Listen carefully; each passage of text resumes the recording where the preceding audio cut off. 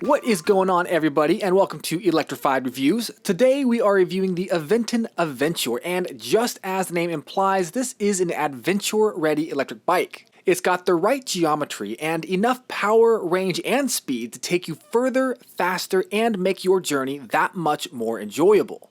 The Aventure is a competent trail bike, but it's also got plenty of attachment points all over the frame to turn it into a commuter with a front basket and rear rack, or even a utility e-bike that can tow a small trailer. The Aventure has a starting price of $1,899 USD, $1,899 USD, and it comes in 3 different frame sizes that can accommodate riders from 5 foot 1 inches all the way up to 6 foot 4 inches.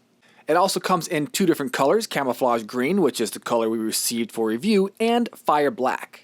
There's also a downloadable companion app that not only tracks and records your ride data, it also has a social feature that allows you to discover and connect with fellow Aventon riders. But hands down, the coolest information this app provides is the total carbon emissions reduced and trees saved by your ride. It literally shows you in real time the positive environmental impact you are making by using an e-bike instead of a car, bus, or some other gas-powered transportation. Now that is pretty cool. Alright, let's dive into the specs. The Aventure has a Bafang 750 watt hub motor that can bring this bike up to a top speed of 20 miles per hour out of the box, or around 32 miles per hour in the unlocked configuration, which we were able to hit pretty easily during testing.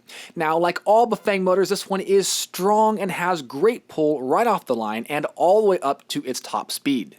You can reach the 20 mile per hour top speed with the throttle, or the 32 mile per hour top speed with the cadence sensing pedal assist. Now, like pretty much all cadence sensors, this one does have some latency with motor activation and deactivation, but the good news is the Aventure's throttle is live from 0 miles per hour, which means you can just use that to override the cadence sensor whenever you're at a crosswalk or starting from a dead stop in a high gear. Now that is a huge plus. I'm also a fan of the double-sided aluminum bash guard because not only does it protect the chainring teeth in the event of a strike, it also helps prevent derailments by keeping that chain locked into place. And since this is being billed as an adventure bike, this was a good call. The battery on the Aventure is 48 volt, 15 amp hour battery with Samsung cells and a max estimated range of nearly 45 miles. The battery here is another hugely impressive feature on the Aventure, not just because of the specs, but because of how seamlessly it integrates into the frame. It's clean. The battery locks to the frame and is removable with the included key. It just takes a second to pop it out and maybe a few more seconds to slide it back into place. The Aventure weighs in at about 73 pounds and has a max carry capacity of 300 pounds. The frame here is great as well. The geometry is ideal for trail riding and it feels like it just wants to be ridden aggressively. And while it's not technically a step-through frame, that top tube does swoop down quite a bit, and that's going to make putting down a foot while in a corner that much easier. I also appreciate the fact that Aventon has bosses all over the place on the Aventure frame. The bosses on the stem will allow you to attach a front basket that actually attaches to the frame, and that does 2 things. First, it means that your front basket can actually support the weight that's in it, and second, it makes it easier to steer. And I guess, as kind of an added bonus, it does also help keep the stuff inside the basket from actually spilling out. Aventon does offer their own basket for $39.99 USD, which isn't bad, but you can also grab an aftermarket one if you prefer.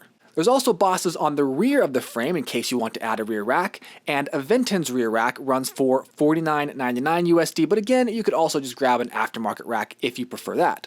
There's also bosses at the very rear of the Aventure near the derailleur, and you could probably use those to attach a trailer. Oh, and of course there are bottle cage bosses. Speaking of derailleurs, the Aventure has a Shimano Acera derailleur with an 8-speed cassette and trigger shifters. I mean, come on, that's a huge upgrade from the traditional tourney derailleur, and it just adds even more value to the Aventure overall.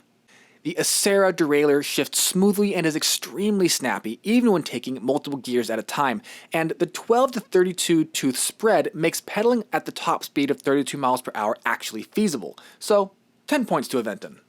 One thing I would like to see in a future version of the Aventure is a steel cage for the derailleur. It's a super affordable piece of hardware, but it can add a lot of protection. To bring the Aventure to a stop, we've got Bengal Aries 3 dual-piston hydraulic disc brakes with 180mm rotors. This is the first time we've tested Bengal brakes, and we're impressed. The stopping power here is excellent, and they've also got motor inhibitors to ensure the shortest possible stopping distance. In the front, we've got Zoom suspension forks with approximately 80mm of travel, and these suspension do have preload adjust and lockout, so you can dial them in to match your riding style.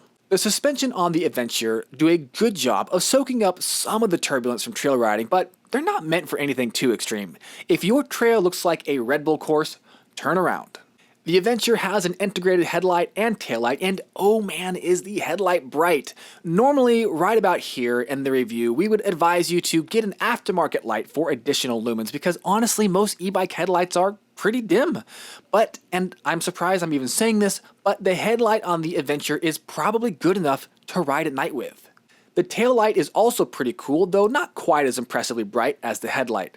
Still, it is constant on, and it flashes brighter whenever you hit the brakes to let those behind you know you're slowing down. Honestly, Aventon just did a really good job with the safety features on this bike.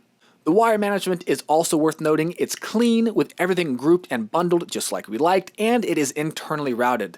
And there's also flares on the frame where the wires go in, and really that just adds, again, another level of value to the overall fit and finish. The display on the Aventure is bright and easy to read in direct sunlight, but if you wear polarized sunglasses, you might find the polarization grays out the screen. It is adjustable though, so you can tilt it forward and back until you find the sweet spot, and just like the app we mentioned earlier, the display also tracks how much carbon emissions you've reduced, as well as how many trees you've saved. I'm not sure how Aventon is calculating that, but I really appreciate the positive lifestyle angle. Who doesn't want to have fun riding your e-bike while also saving the planet? Alright, that is it for the review of the Aventon Aventure. Now, let's take it out for a ride.